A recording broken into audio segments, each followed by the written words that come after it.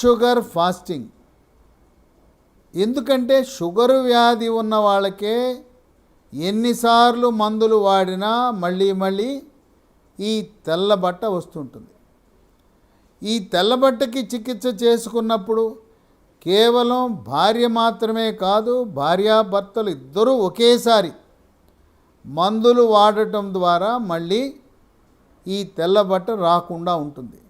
కనుక భార్య భర్త ఇద్దరూ ఒకే రోజు ఈ మందులు ప్రారంభిస్తే పూర్తిగా ఇక మళ్ళీ రాకుండా ఉండే అవకాశం ఉంది.